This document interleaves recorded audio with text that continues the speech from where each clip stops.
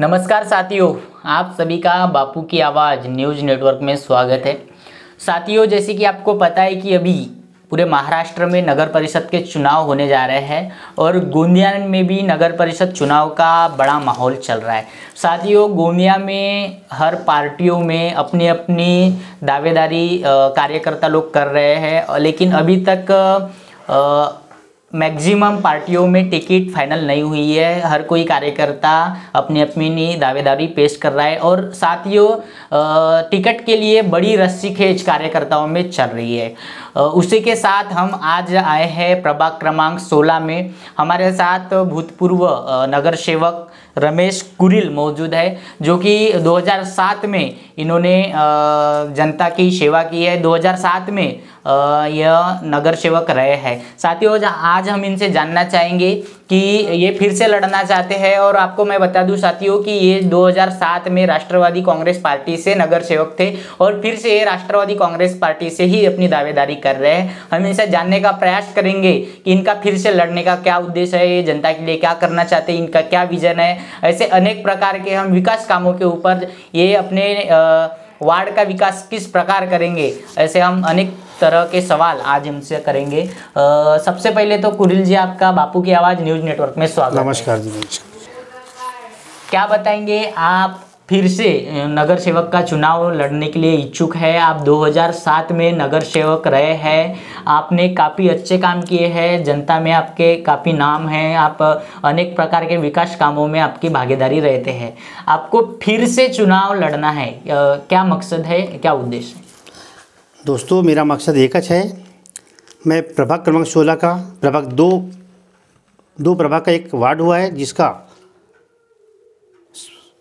मैं राष्ट्रवादी कांग्रेस पार्टी से एक पार्टी की अपेक्षा करता हूँ और एक बहुत अच्छा कार्य करने की, मुझे काम की करने की सौगात है। मैं एक अच्छा राष्ट्रवादी का पुराना वर्कर रहने के बाद इसके 2007 में मैं खुद राष्ट्रवादी के नगर सेवक था घड़ी सिंबल पे। आज फिर मैं राष्ट्रवादी के सिंबल में मांगने आया हूँ टिकट, और राष्ट्रवादी टिकट मेरी पार्टी देती है और मेरे को मालूम है कि राष्ट्रवादी में मुझे टिकट फाइनल हो चुकी है। अच्छा। और राष्ट्रवादी से ही लड़ूंगा, अन्यथा दूसरी पार्टी से नहीं लड़ूंगा। मेरा मकसद ही मेरा देश। अगर आपको पार्टी ने टिकट नहीं दी, मे भी ऐसा पॉसिबल हो सकता है कि अगर किसी और को टिकट चलेगी राष्ट्रवादी की, आप यहाँ सर्वसाधारण एससी गढ़ से लड़ रहे हैं, तो अगर किसी और को टिकट चली गई फिर भी आप चुनाव लड़ेंगे या रुक जाएंगे? मैं चुनाव नहीं लड़ूंगा। मेरी पार्टी आदेश करती है कि आपको चुनाव लड़ना है तो लड़ेंगे, अन्यथा मेरी सीट किसी और को जाती है तो मैं ईमानदारी निष्ठावान से। अच्छा। राजेंद्र के बोलने पे, प्रफुल्ला के बोलने पे मैं पार्टी का काम ही करूँगा। मैं दूसरी पार्टी में नहीं जाऊँगा और दूसरी पार्टी से चुनाव नहीं लड़ना मुझे। अच्छा। मुझे विश्वास है, भरोसा है कि मैं राष्ट्रवादी से लड़ूँ और राष्ट्रवादी से जीत के अपने वार्ड का एक अच्छा काम करूँ। अच्छा, आप इसके पहले भी नगर सेवक थे, क्या लगता है आपको, आपके वार्ड का विकास हुआ है? मेरे वार्ड का विकास हो जाता तो बोलने की नौबत ही नहीं आती। आज वार्ड का विकास नहीं हुआ, इसलिए मुझे बोलने का मौका मिला है। मैं चाहता हूँ कि मेरे वार्ड में मैंने एक अच्छा बौद्ध विहार बनाया है, मैंने एक अच्छा समाज मंदिर बनाया है, मैंने एक अच्छा रोड रास्ते का काम किया है। अच्छा। और मैं चाहता हूँ कि मैं आने वाले 2 तारीख को चुनाव जीतूँ और वही 3 महीने के अंदर में एक अच्छा कार्य देश के नेता प्रफुल्ल पटेल, जिसके अंदर में हम काम करते हैं, हमारे नेता राजेंद्र जैन जी, उनके बोलने पे मैं सबसे पहले मेरे वार्डवासियों को मैं अपने पट्टे घर के स्थायी दिलाऊँ, यही मेरी मांग है। रोड, नाली, रास्ते जीवन में बनते रहेगी, फंड आती रहेगी, पर माता बहनों को सर झुकाने के लिए पट्टे नहीं है, जिस कारण आमदार गोपाल दास जी अग्रवाल ने कई 15 से 20 वर्षों से हमें घुमाए कि पट्टे देंगे, जमीन के पट्टे अलॉट करना है। अच्छा। हमारे को उम्मीद है कि हमारे स्टेट में सरकार है, हमारे नेता बहुत मजबूत है और हमको मालूम है हमारा जिले का पालक मंत्री भी हमारे राष्ट्रवादी का है। हमारे आमदार विनोद अग्रवाल जी ऐसे बोल बाल के, हमारी मांग कुछ नहीं है कि हम अपने वार्ड के पट्टे स्थायी दिलाए और लोगों के काम करें, और काम तो काफ़ी है और काम की हमें उम्मीद है कि हमारे देश के नेता प्रफुल्ल पटेल हमारे साथ है, राजेंद्र जैन हमारे साथ है, इनका आशीर्वाद है हमारे ऊपर और हम अच्छे से अच्छा काम करने बैठे हैं। अच्छा, कुरिल जी।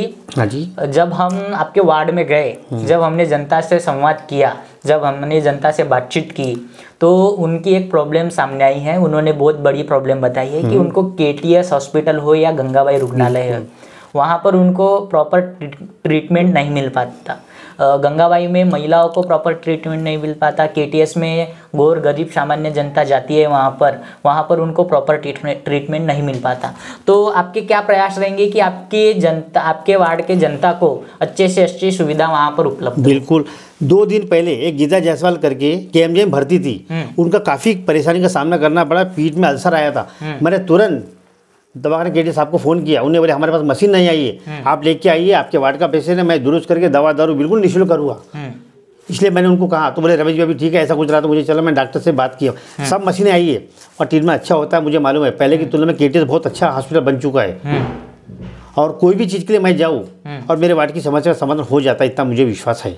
अच्छा, तो जनता ने आपसे अपेक्षा रखना ही चाहिए कि आगे से उनको प्रॉब्लम नहीं हो। बिल्कुल उनकी अपेक्षा। मेरे एक वार्ड का पेशेंट था यशोदाबाई झुंगरे करके, उनकी एक परिवार की बॉडी हो गई थी, रात को बॉडी नहीं दे रहे थे, उनका लड़का आया मेरे पास। अच्छा। बोले चाचा ऐसी ऐसी बात है। मैं तुरंत गया, तुरंत साहब को फ़ोन लगाया, उनको बोल बाल के 1 घंटे में उनकी बॉडी उनके घर दिलाया, उनके घर पहुँचाया। तो उनको ऐसा लगा कि हमारा नेता ऐसा होना चाहिए कि हमारे फ़ोन पे सुबह 7 बजे मैं पहुंच गया और 7:30 बजे उनकी बॉडी दिला के एम्बुलेंस की उनके घर तक पहुंचाया। ये मेरा काम है।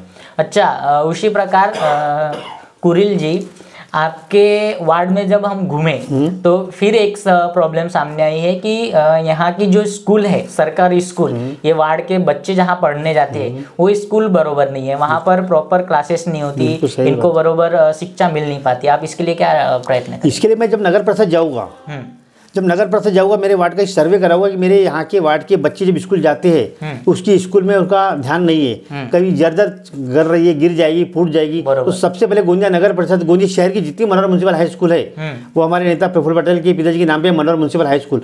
हमने तो ये चाहिए सबसे पहले हम नगर परिषद को नई बांधकाम की परमिशन सेठ ने दे चुकी, उसकी मंजूरी आ चुकी है, पर नगर परिषद बनेगी। उसका जो बच्चों की स्कूल है हम चाहते हैं कि सीबीएसई पैटर्न बने। क्यों प्राइवेट स्कूल में जाएंगे? अच्छा, हम वो मांग करेंगे अपने वार्डों में जाके, हम अपने नेता से मांग करेंगे, जैन साहब से मांग करेंगे कि गोंदिया नगर परिषद की स्कूल है पूरी अच्छी होना चाहिए, सीबीएसई पैटर्न में होना चाहिए और निःशुल्क फीस होना चाहिए, क्योंकि हमारा स्लम एरिया झोपड़पट्टी एरिया है, गरीब लोग रहते हैं, उनकी अच्छी से अच्छी मांगी मेरा बच्चा अच्छी स्कूल में पढ़ जाए। तो उनकी मांग करके स्कूल की फीस फ्री कराएंगे, सीबीएसई पैटर्न में काम कराएंगे और अच्छे से अच्छे बच्चों को निःशुल्क सेवा देंगे। ये हमारी मांग है। अच्छा, उसी प्रकार आप ये बताइए, जब हम जनता में जाते हैं, जनता से बातचीत करते हैं तो काफ़ी आक्रोश दिखता है, कोई अच्छे मिलते हैं, जितने लोग हैं उनकी थिंकिंग करने की शक्ति उतने लोगों में रहती है। कई लोग बोलते हैं कि हमने तो कई सारे नेता देखे हैं, चुन के आते, कभी डुब के नहीं दिखते, कभी आते नहीं, कभी हमारे सुख दुख में शामिल नहीं होते, अपना घर भरने का काम करते। कहीं आप उसमें से एक तो नहीं हो? कहीं आप तो ऐसा मैं आपको बता देना चाहता हूँ, मेरे वार्ड में या सिटी के अंदर कोई जान बहन से मेरा संपर्क है और मुझे फोन आता है मेरे वार्ड से कि रमेश भी आज यहाँ मैयत हो गई। अच्छा। कल एक हमारा मित्र कोनार करके लड़के, उसकी मम्मी उसकी मम्मी गुजरी, मुझे मालूम पड़ गया, मैं गया और इसके पहले भी मुझे फोन आता है रमेश यहाँ जाना है, तो मैं सुख दुख में सबसे पहले पहुँचता हूँ। शायद ही कोई पहुँचता होगा मगर मैं उस काम में पहले पहुँच जाता हूँ और उसको हाथ हासिल कर लेता हूँ, जो मेरी मदद है कि मैं उनके लिए हाथ बटा देता हूँ। देखिए, विकास काम करना ये तो आपकी जिम्मेदारी हो जाती है। विकास के साथ साथ सामाजिक काम भी मैं करता हूँ और आज से नहीं करते आ रहा हूँ। आज 25-30 में 2 बार चुनाव हार चुका, 1 बार नगर सेवक रह चुका हूँ मैं। अच्छा। उसमें मैंने काफी काम किया है। आज इसलिए हम चर्चा में, कई आते हैं और कई चले जाते हैं। हमारे वार्ड में आए हुए लोग हैं, सब डरते टिकट मिलेगी नहीं मिलेगी। अरे अपना घर है, अपने घर का अपने को मालूम है क्या करना है, घर नहीं चला सकते और आज इसका घर कल उसका घर। आज हम 30 साल से राष्ट्रपति में जुड़े हुए हैं, हमको जाने की जरूरत नहीं पड़ती है। हमारे को विश्वास है प्रफुल्ल पटेल के राजीव जैन के ऊपर में कि हमारी सीट हमारे साथ है, क्यों हमारे ईमानदार निष्ठावान कार्यकर्ता है, हमारे सबसे संबंध बना हुआ। मगर हमने पार्टी छोड़े यानी अपना घर छोड़े, हम अपना घर छोड़ के नहीं जा सकते। हमारा घर है, वो गृह क्षेत्र है, हम प्रफुल्ल पटेल के उससे काम करने वाले कार्यकर्ता लोग हैं, हम अच्छे पक्के काम बहुत मिलते हमारे वार्ड में है ना। आए जी गए जी भगने तो कोई फर्क नहीं पड़ता। इसको डर है, अपने आप पे गर्व नहीं है। मुझे गर्व है राष्ट्रपति के ऊपर कि नहीं मैं अपनी जगह पर सही हूँ। अरे टिकट नहीं देगी तो क्या हो गया, टिकट लड़ने से काम नहीं होता। हमारे आमदार खासदार है हमारे पास, हम उससे भी काम ला सकते हैं। मैं जब 2007 के बाद चुनाव लड़ा, मेरी सीट काटी उनने। मैंने बोला राजू भैया ने मेरे, भैया मेंबर बनने से काम नहीं हो, तू हमारे घर का सदस्य है। मैं उस बेस पे भी काम किया, मैं चुनाव नहीं लड़ा, रनिंग पार्षद था, टिकट कटी, मैं उसके बाद पार्टी का काम किया, पार्टी हारी। मैं आज फिर मुझे टिकट दिए 2008 साल पहले, मैं 154 वोट से हारा भागवत मेसराम से। आज फिर मुझे लड़ना है तो फिर भी मैं घड़ी से आपके सामने लड़ने आया हूँ। आज फिर मैं बोलता हूँ मैं चुनाव लड़ूंगा घड़ी से और चुनाव जीतूंगा, वार्ड का काम करूंगा और पूरे वार्ड में दिखा दूंगा कि राष्ट्रवादी का दंगा क्या अवस्था है करके। अच्छा। कल इधर आने उधर आने से कोई फर्क नहीं पड़ता। अपने आप पे विश्वास रखो कि मेरी पार्टी मुझे विश्वास की, मैं अपने विश्वास के साथ नगर परिषद चुनाव लड़ूंगा, चुनाव जीत के जाने के बाद अपने वार्ड का एक अच्छा काम करूँगा। अच्छा, उसी प्रकार आपके वार्ड में काफ़ी महिलाएं रहते हैं, आपने महिलाओं के बारे में क्या विचार? बिल्कुल, महिलाओं के बारे में हमने लाडली बहन योजना के लिए हमारी गाड़ी घूमी है। अच्छा। गुलाबी घर की गाड़ी आती है तो उसमें मैं खुद स्वयं जाता था कि यार बहनों लोग, आप लोग फॉर्म भराइए, जिसका फॉर्म नहीं भरा है आप आवेदन करिए। हमारे देश के नेता प्रफुल्ल पटेल ने कहा कि जो गरीब माता बहनें हैं, लाडली बहन का फॉर्म नहीं भरा, वो तारीख को आगे बढ़ा सकते हैं। ऑनलाइन नंबर दिया है, उस पर कॉन्टेक्ट करो, नहीं हुआ होगा वो भी हम उसमें तैयार है। तो हम उसके लिए भी तैयार है, आगे माता बहन के लिए काम करेंगे। और चुनाव जीते या हारे, हाँ हार जीत होती है, पर काम दोनों के लिए करने के लिए बैठे। हारने के बाद भी काम करते हैं, ऐसा नहीं कि जीता तो मेरा तेरा, मैं सभी के काम करने के लिए बैठा हूँ। हार भी जाऊँगा तो मैं वहीं से काम लाने वाला हूँ। प्रफुल्ल पटेल के, राजू विजन के अंडर में काम करने वाले लोग हैं, हम उनकी बाहर नहीं जा सकते। हमारी टिकट देंगे तो जरूर चुनाव लड़ेंगे और चुनाव जीत के अपने वार्ड में दिखा देंगे कि हम क्या करेंगे करके। अच्छा, ज़्यादा ना इंटरव्यू को बढ़ाते हुए मैं लास्ट सवाल करूँगा। कुरिल जी, आप अपने प्रभाग क्रमांक 16 के जनता को क्या निवेदन करना चाहेंगे, उनसे क्या कहना चाहेंगे? मैं निवेदन एक ही करना चाहूँगा, मैं 2 तारीख को अभी 1-2 दिन में हम फॉर्म भरने जाएंगे। फॉर्म में निश्चित तौर पे अपने वार्ड से एक आशीर्वाद लेने जाएंगे कि हम आपको एक बार मुझे मौका दीजिए। 2 तारीख को चुनाव में आप प्रचंड बहुमत से राष्ट्रवादी कांग्रेस के कार्यकर्ताओं को उत्साह बढ़ा के उनको प्रचंड बहुमत से विजय बनाए, और जीतने के बाद जितने जवाबदारी से आपने मुझे वोट दिया उससे 2 गुना जवाबदारी के साथ मैं आपका काम करने बैठा हूँ। काम में पीछे नहीं हटूंगा। साथियों, यहाँ थे रमेश कुरिल जी। अब हमने इनकी मन की बात तो आप तक पहुँचाई है, लेकिन अब देखना यह होगा कि सही में राष्ट्रवादी कांग्रेस पार्टी इनके ऊपर विश्वास रखते हुए इनको टिकट देती है या नहीं देती, यह देखने लायक रहेगा। अगर इनको टिकट मिल गई, ये जीत के आ गए, तो इन्होंने अभी जो अपने वादे किए हैं कि मैं जनता के लिए ये करूँगा, मैं स्कूल बरोबर प्रॉपर तरीके से सुधारूंगा, मैं केटीएस में हमारे वार्ड के जनता को बरोबर ट्रीटमेंट मिलना चाहिए, तो ये अपने वादों पर खरे उतरते हैं या नहीं उतरते, ये भी देखने लायक रहेगा। तब तक के देखते रहिए और बने रहिए बापू की आवाज़ न्यूज़ नेटवर्क के साथ।